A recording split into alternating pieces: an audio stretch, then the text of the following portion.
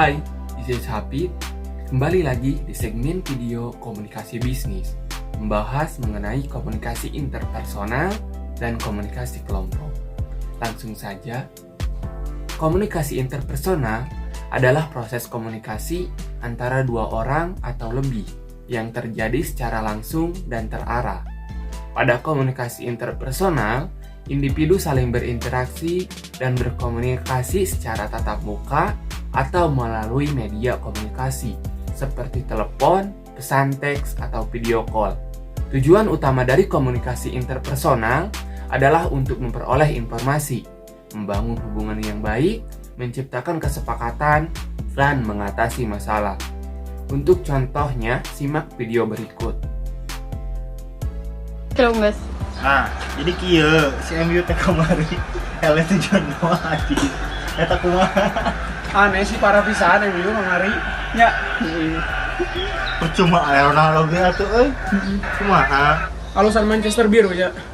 biru teh naon Persib Lain City City teh apa ada orang mah apalagi klub lokal lokal ya.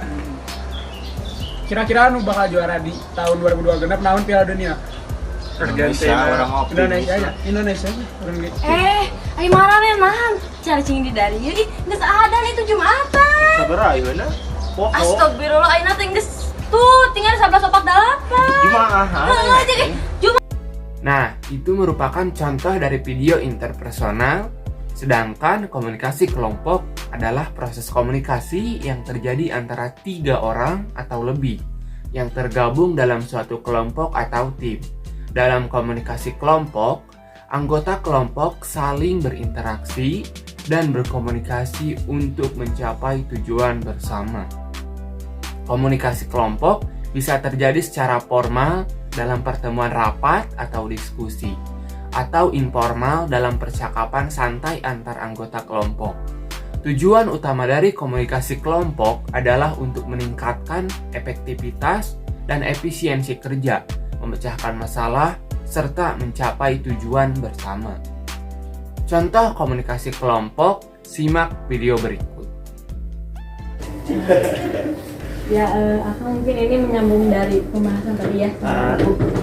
Mungkin kan sebenarnya kita tuh punya tugasnya lebih ke forecasting ya, atau peramalan gitu, peramalan nantinya penjualan ibu untuk tahun ke depan dan seterusnya itu seperti apa. Nah, di forecasting ini kan kita ngambilnya berdasarkan data dari tahun-tahun sebelumnya untuk meramalkan di tahun yang akan datang.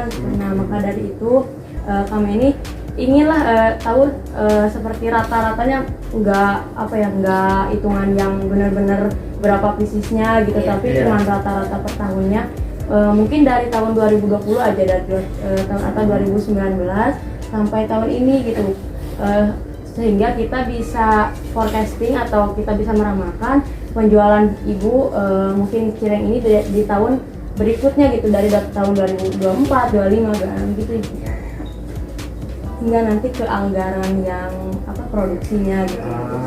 itu jumlahnya aja atau kayak gimana tuh? Iya, mungkin kalau dari penjualan tahun sebelumnya lebih ke jumlah per tahun atau boleh per bulan juga boleh. Atau per tahun keseluruhan, ya lebih ke rata-ratanya aja sih kan, nggak apa-apa. Ya, nggak perlu misalkan sampai rinci berapa pisisnya, mungkin lebih ke berapa ribu atau berapa puluh ribu, gitu. Ya kan kita juga kan ada si bagian keuangannya, biasanya dia yang ngurusin tentang jumlahnya ya. Jadi biasanya lebih rincinya di mereka.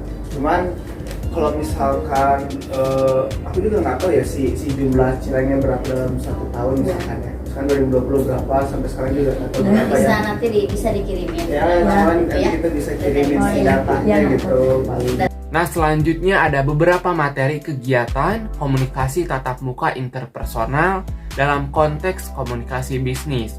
Yang pertama ada presentasi produk atau layanan, yang kedua ada negosiasi bisnis, yang ketiga ada rapat bisnis, yang keempat ada presentasi laporan, dan yang terakhir ada wawancara kerja. Itu saja yang dapat saya sampaikan. Semoga ilmunya bermanfaat. Mohon maaf bila ada banyak kekurangan dan kesalahan.